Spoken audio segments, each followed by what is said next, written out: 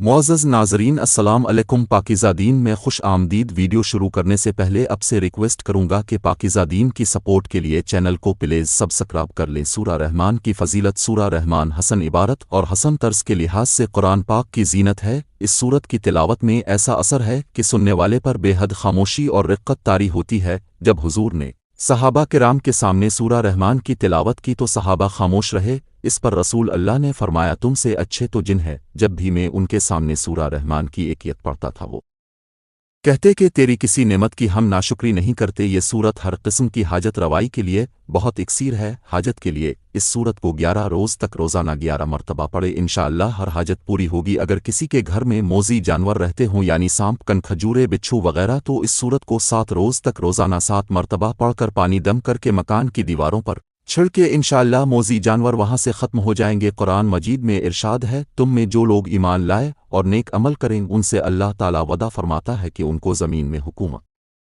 عطا فرمائے گا جیسا کہ ان سے پہلے لوگوں کو حکومت دی تھی، اور جس نے دین کو ان کے لیے پسند کیا ہے اس کو ان کے لیے قوت دے گا، اور ان کے خوف کے بعد اس کو امن سے بدل دے گا، بشرطے کہ میری بندگی کرتے رہیں اور میرے ساتھ کسی کو شریک نہ کرے۔ مرنے کے بعد کی زندگی کا خوشگوار ہونا اور جنت کی نعمتوں سے سرفراز ہونا خدا اور رسول پر ایمان لانے اور اس کی راہ میں جدوجہد کرنے پر موقوف ہے۔ ایسا ہی دنیاوی زندگی کی خوشگواری اور دنیا کی نعمتوں سے فائدہ ہونا بھی اس پر موقوف ہے کہ ہم خدا اور رسول پر ایمان لائیں اور اپنی تمام جدوجہد کو اس کی راہ میں صرف کریں، اور جب ہم اس کام کو انجام دے لیں گے یعنی خدا رسول پر ایمان لے آئیں گے اور اس کی راہ میں جدوجہد کر کے اپنے آپ کو اعمال صالحہ سے راستہ بنا لیں گے، تو پھر ہم روئے زمین کی بادشاہت اور خلافت کے مستحق ہو جائیں گے اور سلطنت و حکومت ہمیں دے دی جائے گی۔ حدیث میں ہے، مال میں سے صرف اسی عمل کو قبول فرماتے ہیں جو خالص انہی کے لیے کیا گیا ہو۔ تمہاری صورتوں اور تمہارے مال کو نہیں دیکھتے بلکہ تمہارے قلوب اور تمہارے اعمال کو دیکھتے ہیں۔ اس کام کو خلوص کے ساتھ کیا جائے، جس قدر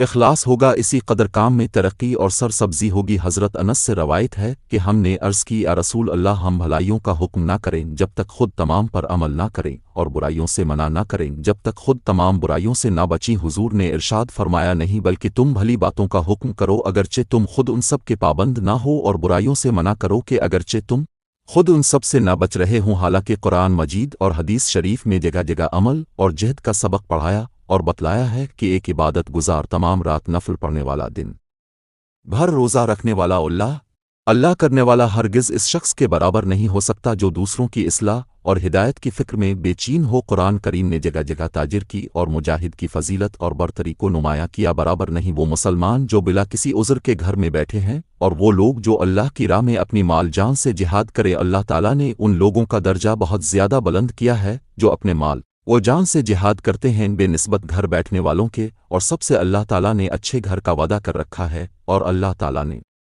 مجاہدین کو بمقابلہ گھر میں بیٹھنے والوں کے اجر عظیم دیا ہے، یعنی بہت سے درجے جو خدا کی طرف سے ملیں گے اور مغفرت اور رحمت، اور اللہ بڑی مغفرت رحمت والے ہیں۔